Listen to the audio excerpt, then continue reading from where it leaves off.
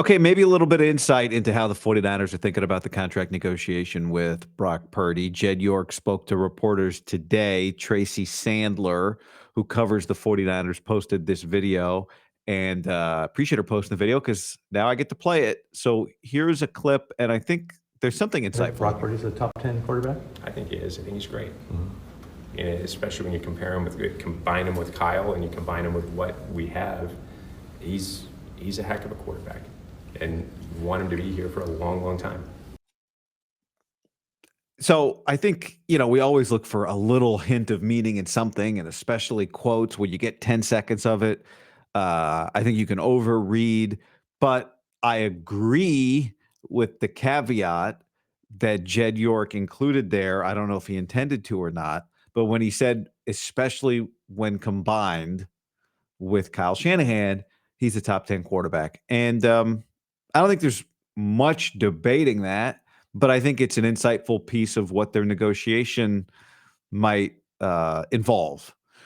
And, at the highest level, these biggest negotiations for the biggest contracts at this position, the agents don't want to hear they just want to go, my guy's up for the contract. He's one of the best in the league. The last contract was this, so we want this. And I think what you hear there from the 49ers is some element of not, okay, go play on the $5 million deal that you have next year. It's not necessarily that, but it is a little bit of, hey, guys, let's be honest here. Part of the reason this works for you at such a high level is because you're here. This is part of the negotiation. Being here is part of what makes this work. You go somewhere else, and it's not going to work as well. And so you want to be here. And, nobody, I think that's the reality of any good team, any good organization. You make your people the best. You give your coach everything he needs to succeed. You have a good relationship between the GM and the head coach. That means that people ask, the GM gets to make all the personnel decisions, or the coach gets to make all the personnel decisions. Well, in the best scenarios, it's a two-way street, and sometimes I listen to you and you listen to me. At the highest level, the best coaches benefit from having somebody on their staff that can tell them to shut up. No, I'm talking here on this headset. I don't need you, the head coach, interrupting me, the coordinator, that sort of thing. And so it's no secret that this thing is, we make you the best and you make us the best. That's what he would argue, right? Brock Purdy's agent would say, okay, I benefit from being with Kyle Shanahan. Last I checked, when you guys last tried to get a quarterback, you traded 3 ones, and it was Trey Lance, and he might be in Saskatoon next year. So you need me too, which would be a fair counter. But I just thought that was a little bit of insight into understandably how they think. And how they think when they say, and I saw David Lombardi post this. 49ers owner Jed York said the team finalized its decision to pay Brock Purdy around midseason of 2024. I don't know if Jed's being exact, but midseason for the 49ers this year they had a bye week right in the middle of the year. They were 4-4. Probably a good time to start evaluate. Just the head coach is so preoccupied during football, but the bye week, we can talk a little bit of big picture. So maybe that was the point in time where they kind of formulated what this plan would look like and what this could be. Maybe it was around, mid-year, maybe it's early October, maybe around the trade deadline. Like, guys, what are we doing? What are we willing to take on? We're in the mix, but it's not going great. So it doesn't make sense for us to do some trade that's kind of a go for broke trade here. And anybody we acquire, if they have more years left on their contract, that's going to affect 2025. So it makes sense that this conversation would have happened mid-year or a little before mid-year, because it would have been around the time they're deciding, do we add to this team? Do we do any trades? What are we doing here, and what does next year look like? When John Lynch said Monday, that he thinks the real possibility of the 49ers to be a top 5 spending team by the time the season actually rolls around. I mean, right now they're a bottom 5 spending team in terms of cash spending.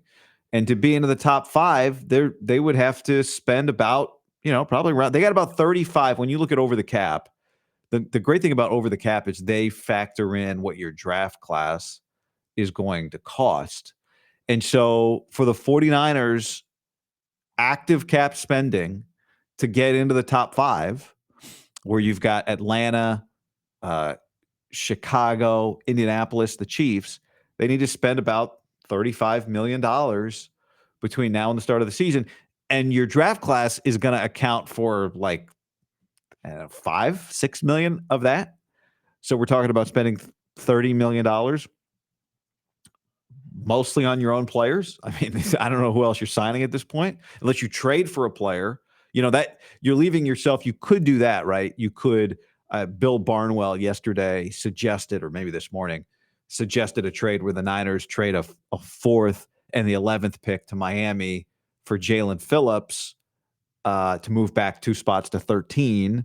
Okay, so you'd be taking on some contract there, whatever. But for the most part, that money, that $30 million, if you're going to become a top 5 spending team, $30 million in addition to draft classes, Kittle, is Warner, and is Purdy.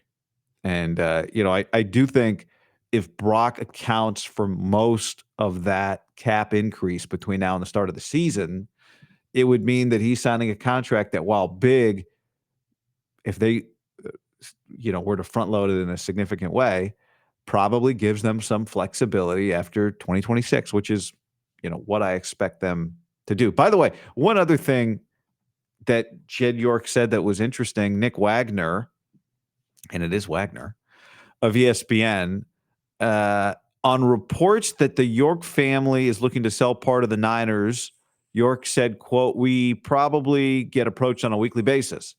Now, part of the team, not the whole team, right? Not the controlling partnership. It's just one of those things where there's an opportunity. If it makes sense, we would always explore it, but I'm not sure we're going to end up doing it. And if we do, we would try to find the right people who would help bolster everything we're doing and around the team and on the field and off the field, just to make sure we had good partners that are with us.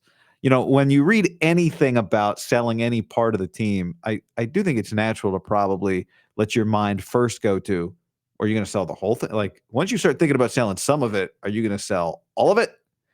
And they do so much business that spins off of the money they make running the 49ers. I don't expect that, but it would be interesting to see, is there a cash influx coming from selling off part of the team, and what do they do with that? I know the second you start talking about this, people start making jokes about leads and but not jokes, and buying more soccer teams. I'd buy some cricket. I'd buy some. Can you buy a cricket team? I'd buy a cricket team.